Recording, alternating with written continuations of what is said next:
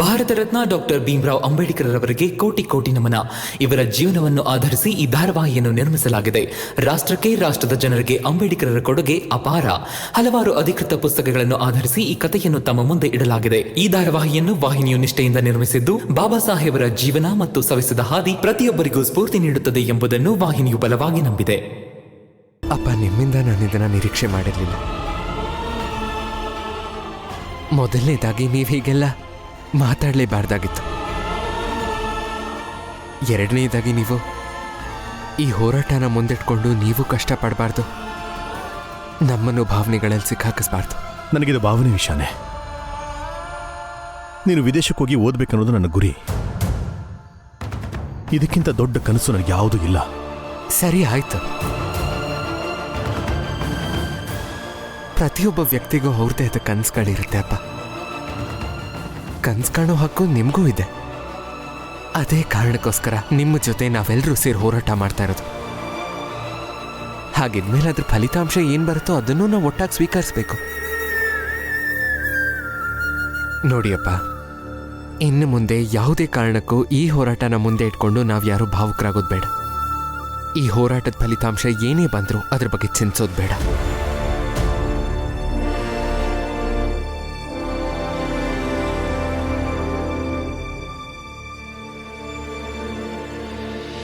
ಆನಂದ, ನಾವಿಬ್ಬರು ಕೆಲಸ ಹುಡ್ಕೋ ಕಡೆಯೆಲ್ಲ ಈ ಮೇಘನಾಥ ಅವ್ರ ಕಡೆಯವರೆಲ್ಲ ನಮ್ಮ ಹಿಂದೆ ಬಿದ್ದು ನಮಗೆ ತೊಂದರೆ ಕೊಡ್ತಾ ಇದ್ರೆ, ಆಗ ನಮಗೆ ಯಾರು ಕೆಲಸನೂ ಕೊಡಲ್ಲ, ದುಡ್ಡು ಕುಟ್ಸೋಕ್ಕಾಗಲ್ಲ. ಬಾಲಣ್ಣ, ಎಲ್ಲರೂ ಕೆಲಸ ಹುಡ್ಕೋಕೆ ಹೋಗ್ತಿದ್ದೀರಾ ಅಂತ ನಾನು ಬರ್ತಿದ್ದೀನಿ ಅಷ್ಟೇ. ಆದರೆ ಭೀಮ ಓದಿರೋ ಓದ್ಗೆ ತುಂಬಾ ಒಳ್ಳೆ ಕೆಲಸ ಸಿಗುತ್ತೆ ಅವನಿಗೆ. ನನಗನ್ಸೋ ಪ್ರಕಾರ ಭೀಮ ಮಹಾರಾಜರ ಹತ್ರ ಕೆಲಸಕ್ಕೆ ಹೋಗ್ಬೋದು, ಜೀವನದಲ್ಲಿ ಮುಂದೇನೂ ಬರ್ಬೋದು. ಆಮೇಲೂ ಸುಧಾರಣೆಗಳ ಬಗ್ಗೆ ಮತ್ತು ತಾರತಮ್ಯದ ಬಗ್ಗೆ ಮಾತಾಡೋದನ್ನ ಮುಂದುವರಿಸ್ಬೋದು ಕೂಡ. ಆದ್ರಿಲ್ಲ, ಈಗ ಇನ್ನೊಂದು ತೊಡಕು. ಅಪ್ಪ ಅವನ್ನ ವಿದೇಶಕ್ಕೆ ಕಳಿಸ್ತಾರಂತೆ. ಅದೇ ಕಷ್ಟ ಇರೋದು. ಆದರೆ ಬಾಲಣ್ಣ, ನಂಗಂತೂ ಈ ವಿಷಯ ಒಂಚೂರು ಅರ್ಥ ಆಗ್ತಾ ಇಲ್ಲ. ಆನಂದ, ನೀನು ಯಾವತ್ತಾದರೂ ಯೋಚನೆ ಮಾಡಿದ್ಯಾ, ಇಲ್ಲಿವರೆಗೂ ನಾವಿಬ್ಬರು ಯಾಕೆ ನಮ್ಮ ಜೀವನದಲ್ಲಿ ದೊಡ್ಡದಾಗೇನು ಸಾಧಿಸೋಕ್ಕಾಗಿಲ್ಲ ಅಂತ? ಯಾಕೆ? ನಾನು ಹೇಳ್ತೀನಿ. ನಿಂಗೆ ನೆನಪಿದ್ಯಾ, ಚಿಕ್ಕವರಿದ್ದಾಗ ಅಪ್ಪ, ಅಮ್ಮ, ಅತ್ತೆ ಎಲ್ರಿಗೂ ಆಸೆ ಇತ್ತು ನಾವಿಬ್ಬರು ಭೀಮನ್ ಥರ ಓದಬೇಕು ಅಂತ. ಬಹಳ ಪ್ರಯತ್ನ ಪಟ್ಟರು, ಪ್ರೀತಿಲಿ ಹೇಳಿದ್ರು, ಕೋಪ ಮಾಡಿಕೊಂಡ್ರು. ಆದರೆ ನಾನು ಯಾವತ್ತೂ ಓದಿನ ಮೇಲೆ ಗಮನನೇ ಕೊಡಲಿಲ್ಲ. ನಾನು ಓದೋದು ಬಿಟ್ಟೆ. ಆಮೇಲೆ ನಾನು ಸಂಗೀತದ ಕಡೆ ಹೋದೆ.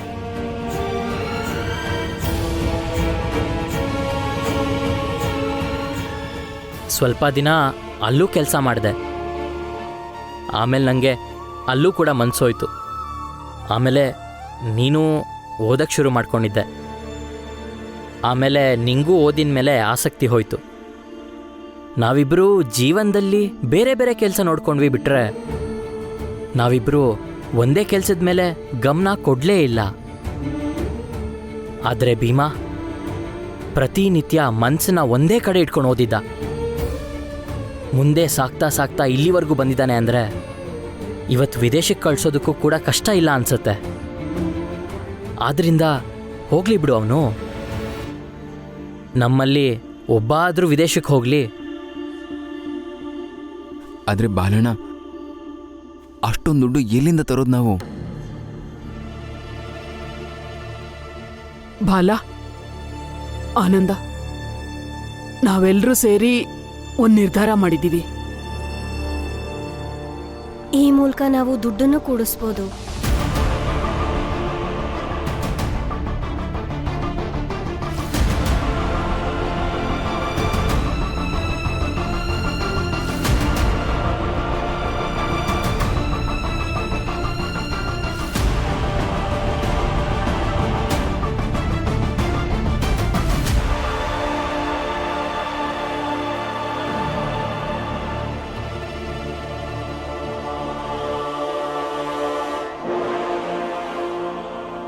ಇದು ತುಂಬ ದೊಡ್ಡ ನಿರ್ಧಾರ ಆಗಿದೆ. ದೊಡ್ಡ ಗುರಿ ಮುಟ್ಟಬೇಕು ಅಂದರೆ ಏನು ಗೊತ್ತಾ ಬಾಲಣ್ಣ, ದೊಡ್ಡ ನಿರ್ಧಾರನೇ ತಗೋಬೇಕಾಗತ್ತೆ.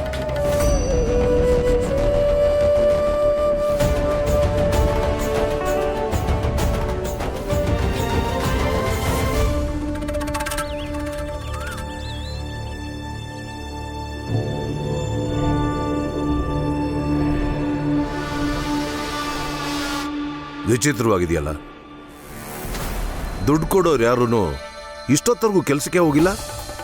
ಏನು ಮಾಡ್ತಿದ್ದಾರೆ ಅಂತ ಗೊತ್ತಾಗ್ತಿಲ್ವಲ್ಲ. ಯಾರಿಗೆ ಗೊತ್ತು? ಒಂದೇ ದಿನಕ್ಕೆ ಅರ್ಥ ಆಗಿರಬೇಕು ಅವ್ರ ಕೈಲಿ ಏನು ಮಾಡೋಕ್ಕಾಗಲ್ಲ ಅಂತ. ಅದಿದ್ರೂ ಇರ್ಬೋದು. ಒಳ್ಳೇದೇ ಆಯ್ತಲ್ಲಪ್ಪ. ಯಾರೂ ಬರಲಿಲ್ಲ ಅಂದರೆ ನಾವು ಟೀ ಕುಡ್ಕೊಂಡು ಮನೆಗೆ ಹೋಗ್ಬೋದು. ಹಾಗೆ ನಮ್ಮ ಕಾರ್ಯದಲ್ಲಿ ಗೆದ್ದ ಖುಷಿಲಿ ಹಬ್ಬ ಮಾಡ್ಬೋದು. ಮಾಲೀಕ್ರೆ, ಮಾಲೀಕ್ರೆ, ಕೆಲಸ ಕೆಡ್ತು. ಏನಾಯ್ತು? ಭೀಮ್ರಾವ್ನ ಯಾರೆಲ್ಲ ಸಮರ್ಥನೆ ಮಾಡ್ತಾ ಇದ್ರೋ ಅವ್ರು ಯಾರೂ ವಠಾರದಲ್ಲಿಲ್ಲ, ಎಲ್ಲರೂ ಹೊರಟೋಗಿದ್ದಾರೆ. ಆ ಕುಂಟಿ ಮತ್ತೆ ಭೀಮ್ರಾವ್ ಮಾತ್ರ ಇದ್ದಾರೆ. ಹೊರಟೋದ್ರ? ಎಲ್ಲಿಗೆ ಹೋದ್ರು ಅಂತ ಹೇಳು. ಅದು ಆ ಭೀಮ್ರಾವ್ನ ಬಿಟ್ಟು. ಏನಾಯ್ತು ಸರಿಯಾಗಿ ಹೇಳೋ.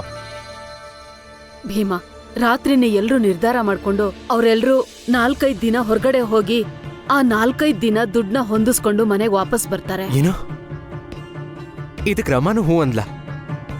ಅಲ್ಲ, ನನ್ನ ಬಿಟ್ಟು ಹೋದ್ಲ ಅವಳು. ಭೀಮಾ, ಎಲ್ರೂ ಬೇಡ ಅಂದ್ರು ಅವಳಿಗೆ. ರಮಾ, ನೀನು ಇಲ್ಲೇ ಇರು, ನಾವು ಹೋಗಿ ಬರ್ತೀವಿ. ನೀನು ಇಲ್ಲೇ ಇದ್ದು ಭೀಮನ್ ನೋಡ್ಕೋ. ಅಣ್ಣ, ಈಗ ನಾನು ನಿಮ್ಮ ಜೊತೆ ಬಂದರೆ ಅವ್ರನ್ನ ತುಂಬ ಚೆನ್ನಾಗಿ ನೋಡ್ಕೋಬಹುದು. ಯಾಕಂದ್ರೆ ಅವ್ರು ಓದು ತುಂಬ ಮುಖ್ಯ. ಅದಕ್ಕೆ ನಾವೆಲ್ಲ ಹೋಗ್ತಾ ಇದೀವಲ್ಲ ರಮ್ಮ. ಮಾವ, ನಾನು ನಿಮ್ಮ ಜೊತೆ ಬರಲಿಲ್ಲ ಅಂದರೆ ನನಗೆ ಜೀವನ ಪೂರ್ತಿ ಕೊರಗಿರುತ್ತೆ.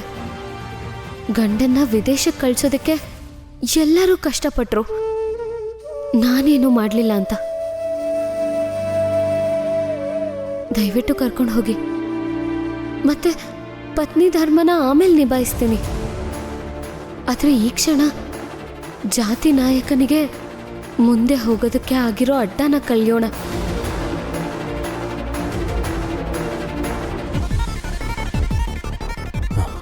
ಆಗ್ಲಿ ಮೀರಾ, ನೀನಿಲ್ಲೇ ಇರೋ, ಭೀಮನ್ ನೋಡ್ಕೋ. ಆದ್ರೆ ರಾಮ್ಜಿ, ನಾನು ನಿಮ್ ಜೊತೆ ಬರ್ತೀನಿ. ಮೀರಾ, ಇಲ್ಲಿ ಯಾರಾದ್ರೂ ಒಬ್ರು ಇರ್ಬೇಕಲ್ವಾ? ಬಾ. ಹೌದಾ? ಹಾಗಿದ್ರೆ ನಿಮ್ಮೆಲ್ರಿಗೂ ಏನ್ ಸರಿ ಅನ್ಸುತ್ತೆ ಅದನ್ನೇ ಮಾಡ್ತೀರಲ್ವಾ? ಭೀಮಾ, ಇವೆಲ್ಲ ಅವ್ರ ಮನ್ಸಿಗೆ ಬಂದಾಗ ಮಾಡ್ತಿಲ್ಲ. ನಿಜ ಏನು ಅಂದ್ರೆ ನಿನ್ ಕನ್ಸಿನ ಭಾರ ಎಷ್ಟು ಹೊರೆ ಆಗ್ತಿದೆ ಅಂದ್ರೆ ಎಲ್ರೂ ನಿನ್ನಿಂದ ಭಾರ ಹೊತ್ಕೋತಿದ್ದಾರೆ. ನೀನ್ ನೋಡಿದ್ರೆ ನೀನಿಲ್ಲ ಆರಾಮಾಗಿದ್ಯಾ.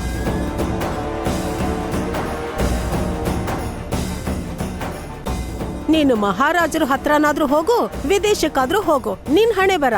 ಮತ್ತೆ ಸಂತೋಷ ನಿಂದು, ಹೆಸರು ಅದು ನಿಂದೆ, ಮತ್ತೆ ಫಲ ಸಿಗೋದು ಅದು ಕೂಡ ನಿನ್ಗೆ. ಆದ್ರೆ ಶ್ರಮ ಮಾತ್ರ ಎಲ್ರದು. ಅಯ್ಯೋ, ಇದನ್ನೇ ತಾನೇ ಭೀಮ್ರಾವ್ ಜೀವನ ಪೂರ್ತಿ ಮಾಡ್ಕೊಂಡು ಬಂದಿರೋದು. ಅದಕ್ಕೇನೋ ಹೆಸರಿದೆಯಲ್ಲ, ಏನಂತಾರೆ ಹೇಳು, ಏನಂತಾರೆ?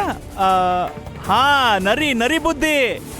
ಜನ ಎಲ್ಲ ಕಷ್ಟ ಪಡೋದಂತೆ, ಆದ್ರೆ ಇವನು ಅವ್ರ ಬೆವರಿನ ಮೇಲೆ ಮಹಲ್ ಕಟ್ಟೋದಂತೆ.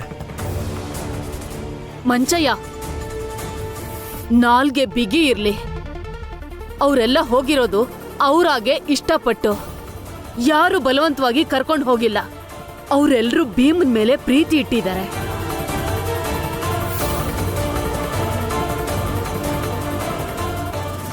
ಭೀಮಾ, ಎಲ್ಲಿಗೆ ಹೋಗ್ತಿದ್ಯಾ?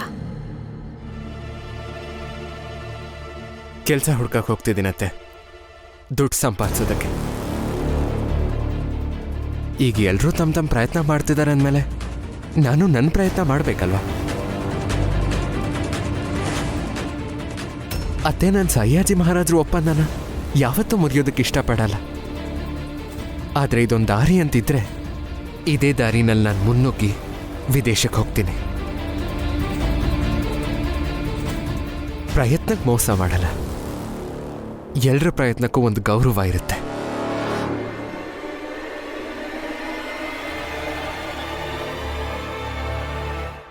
ಹೋಗು, ನೀನ್ ವಿದೇಶಕ್ಕೆ ಹೋಗು. ನನ್ ಗಂಡ ಹುಷಾರ್ ತಪ್ಪಿ ಒದ್ದಾಡ್ಕೊಂಡು ಇಲ್ಲೇ ಬಿದ್ದಿರ್ಲಿ.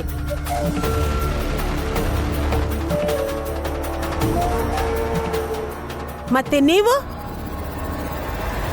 ನೀವೆಂತ ತಂಗಿರಿ ಅವ್ರಿಗೆ? ನಿಮ್ಮಂತ ಕೆಟ್ಟ ತಂಗಿನ ನಾನು ಈ ಪ್ರಪಂಚದಲ್ಲಿ ಯಾವತ್ತೂ ನೋಡೇ ಇಲ್ಲ. ಅಣ್ಣ ಹೊರಗೆ ಹೋಗ್ತೀನಿ ಅಂದ್ರೆ ಬೇಡ ಅಂತ ತಡಿಲೇ ಇಲ್ಲ. ಕೊನೆ ಪಕ್ಷ ನಿಮ್ಮ ಅಣ್ಣನ್ಗೆ ಅಣ್ಣ ನಿಮ್ಮ ಆರೋಗ್ಯ ಸರಿ ಇಲ್ಲ, ಹೋಗ್ಬೇಡಿ, ವಿಶ್ರಾಂತಿ ತಗೋ ಅಂತಾನೂ ನೀವು ಹೇಳಲಿಲ್ಲ. ನಿಮ್ ಕಾಲ್ ಸರಿ ಇಲ್ಲ, ಅದಕ್ಕೆ ಎಲ್ರನ್ನೂ ಕಳ್ಸಿದ್ದೀರಾ. ಒಬ್ಳೇ ಇದೆಯಾ ಅಲ್ವಾ?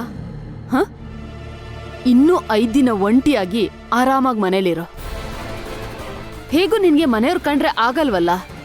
ಇವಾಗ ಹೋಗಿ ಗೋಡೆಗಳ ಹತ್ರ ಮಾತಾಡು.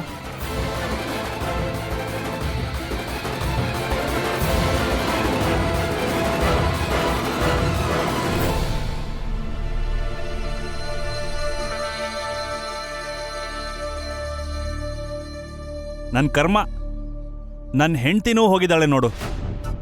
ಅದು ನನ್ನನ್ನು ಇಂಥ ಕೆಟ್ಟ ಪರಿಸ್ಥಿತಿಯಲ್ಲಿ ಬಿಟ್ಟು. ನೀವೆಲ್ಲ ನಿಮ್ಮ ವಸ್ತುಗಳನ್ನ ಇಲ್ಲೇ ಇಟ್ಬಿಡಿ. ನಾವು ಮುಂದಿನ 5 ದಿನ ಇಲ್ಲೇ ಇರ್ತೀವಿ. ದಿನ ಪೂರ್ತಿ ಕೆಲಸ ಹುಡ್ಕೋಣ, ಮತ್ತೆ ರಾತ್ರಿ ಎಲ್ಲರೂ ಇಲ್ಲೇ ಸಿಗೋಣ. ಎಲ್ಲರೂ ಒಟ್ಟಿಗೆ ಅಡುಗೆ ಮಾಡಿಕೊಂಡು ಒಟ್ಟಿಗೆ ಊಟ ಮಾಡೋಣ. ಸರಿನಾ? ಹೋಗಿ, ಸಿದ್ಧವಾಗಿ ಹೋಗಿ.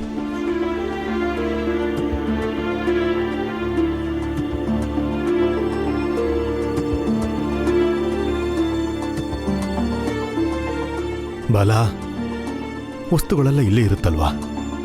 ಇದನ್ನ ಯಾರಾದರೂ ನೋಡ್ಕೊಳಕ್ಕಿರ್ಲೇಬೇಕಲ್ವಾ? ನನಗೇನು ಅನಿಸ್ತಾ ಇದೆ ಅಂದರೆ, ನೀನು ಇಲ್ಲೇ ಇದ್ದು ಚಪ್ಪಲಿ ಹೊಲ್ದ್ಕೊಂಡು ಸ್ವಲ್ಪ ಹಣನೂ ಮಾಡ್ಕೋ, ಹಾಗೆ ವಸ್ತುಗಳನ್ನೂ ನೋಡ್ಕೊಂಡಂಗಾಗತ್ತೆ.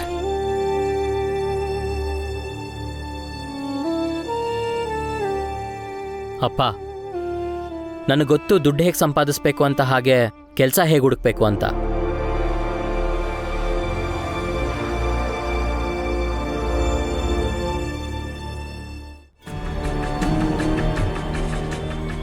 ನಮ್ಮ ಶ್ರಮ ಎಲ್ಲ ನೀರಲ್ಲಿ ಹೋದಂಗಾಯ್ತು. ನಾನು ಕನ್ಸಲ್ಲೂ ಅನ್ಕೊಂಡಿರ್ಲಿಲ್ಲ ಭೀಮ್ರಾವ್ನ ಹಿಂಬಾಲಕರು ಅವನನ್ನ ವಿದೇಶಕ್ಕೆ ಕಳ್ಸೋಕೆ ಬೇರೆ ಊರಲ್ಲಿ ಕೆಲಸ ಹುಡುಕ್ತಾರೆ ಅಂತ. ಅಪ್ಪ, ನಾವು ಅಂದ್ಕೊಂಡಷ್ಟು ದಡ್ರಲ್ಲ ಇವರು. ಮೇಘನಾಥ, ಏನಾಯ್ತು ಮೇಘನಾಥ? ಏನ್ ಹೇಳಿ, ನಾನ್ ತಡದೆ ಅಂತ ಎಲ್ರು ಊರ್ ಬಿಟ್ಟೆ ಹೋಗಿದ್ದಾರೆ. ಮಾತಾಡಿ ಏನೂ ಪ್ರಯೋಜನ ಇಲ್ಲ.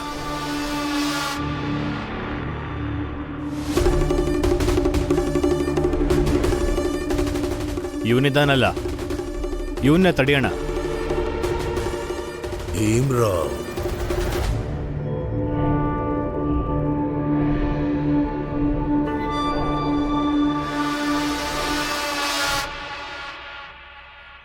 ಅಲ್ಲೇ ನಿಂತ್ಕೋ ಭೀಮ್ರಾವ್.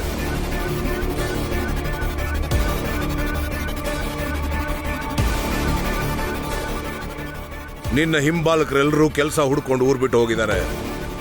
ಆದ್ರೆ ನಿನ್ನ ಮಾತ್ರ ಕೆಲ್ಸಕ್ಕೆ ಹೋಗಕ್ ನಾವು ಬಿಡೋದಿಲ್ಲ. ಭೀಮ್ರಾವ್, ಇನ್ನೊಂದು ಹೆಜ್ಜೆ ಮುಂದೆ ಇಟ್ರು ನನ್ನಂತ ಕೆಟ್ಟವನ್ ಯಾರೂ ಇರೋದಿಲ್ಲ.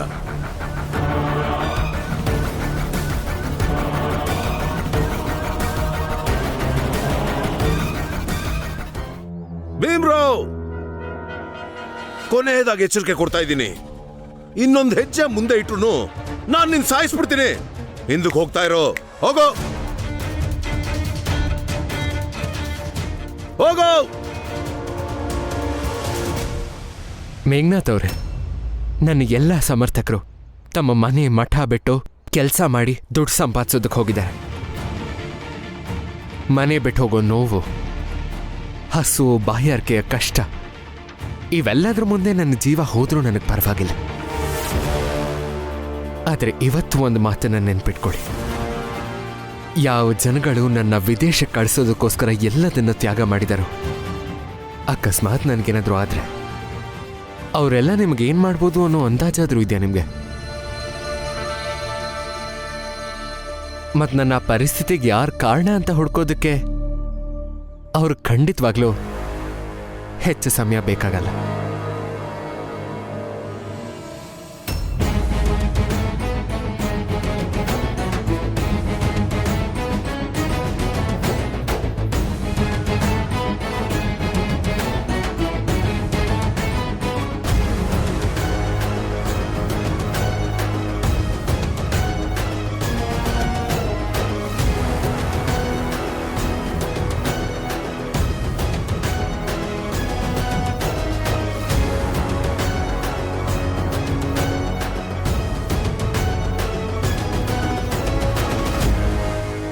ಅಪ್ಪ ನಮ್ಮ ಮುಂದೆನೆ ಹೋಗ್ತಿದ್ದಾನೆ, ಸಾಯಿಸ್ಬಿಡೋದಲ್ವಾ?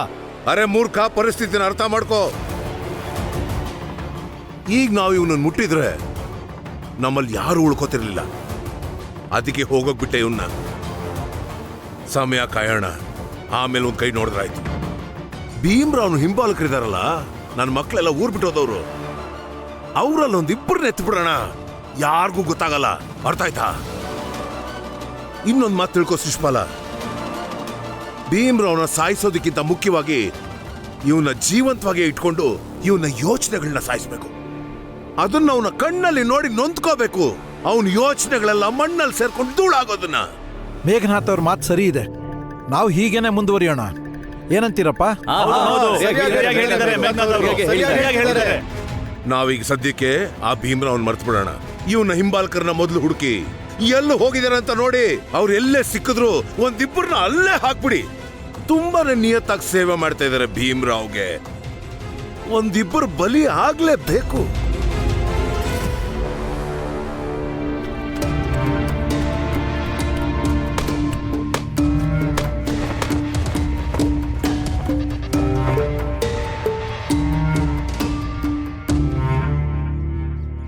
ನಮಸ್ಕಾರ ಅಣ್ಣ. ಏನಾದ್ರೂ ಕೆಲ್ಸ ಇದೆಯಾ? ಇಲ್ಲಮ್ಮ, ಮುಂದೆ ಹೋಗು. ಕೆಲ್ಸ ಇದ್ರೆ ಕೊಡಿ, ಕೆಲ್ಸದ ಅವಶ್ಯಕತೆ ಇದೆ. ಯಾಕೆ, ತಿನ್ನಕ್ಕೂ ಗತಿ ಇಲ್ವಾ ನಿಂಗೆ? ಹಾಗಲ್ಲ, ಗಂಡನ ಓದಕ್ ವಿದೇಶಕ್ಕೆ ಕಳಿಸ್ಬೇಕು. ದುಡ್ಡಿನ ಅವಶ್ಯಕತೆ ತುಂಬಾ ಇದೆ, ಕೆಲ್ಸ ಕೊಡಿ. ಇಲ್ಲ ಅಂತ ಹೇಳಿದ್ನಲ್ಲಮ್ಮ, ಹೇಳಿದ್ನಲ್ಲ, ನಡಿ.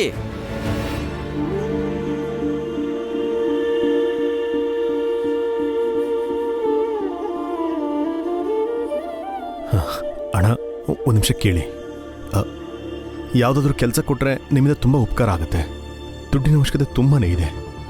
ನನ್ನ ಮಗನ್ನ ಓದಲಿಕ್ಕೆ ವಿದೇಶಕ್ಕೆ ಕಳಿಸ್ಬೇಕಾಗಿತ್ತು. ನಿಮ್ಮ ಉಪಕಾರನ ಯಾವತ್ತೂ ಮರೆಯಲ್ಲ. ನಮ್ಮ ಮಾಲೀಕರು ನಿಮ್ಮಂಥವ್ರಿಗೆ ಖಂಡಿತ ಕೆಲಸ ಕೊಡಲ್ಲ. ಹೋಗಿ ಇಲ್ಲಿಂದ ಮೊದಲು.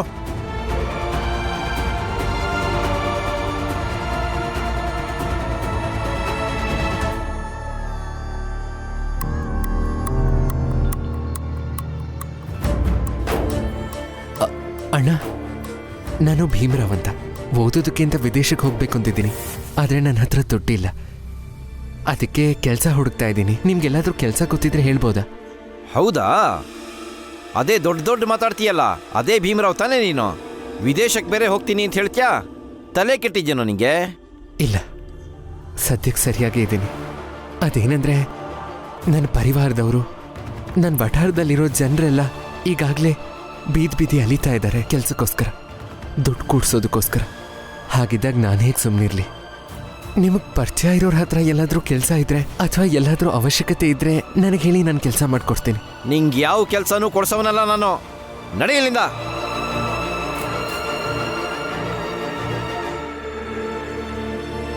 ನಿಮ್ಮ ಬಳಿ ಕೆಲಸ ಖಾಲಿ ಇದ್ರೆ ನಮಗೆ ಕೆಲಸ ಕೊಡಿ.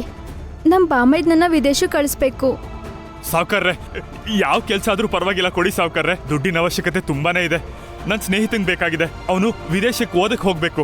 ಸಾಹೇಬ್ರೆ, ಯಾವ ಕೆಲಸ, ಎಂಥ ಕೆಲಸ, ಎಷ್ಟೇ ಕಷ್ಟ ಆದ್ರೂ ಪರವಾಗಿಲ್ಲ, ನಾನು ಮಾಡ್ತೀನಿ. ನನಗೆ ದಯವಿಟ್ಟು ಕೆಲಸ ಕೊಡಿ.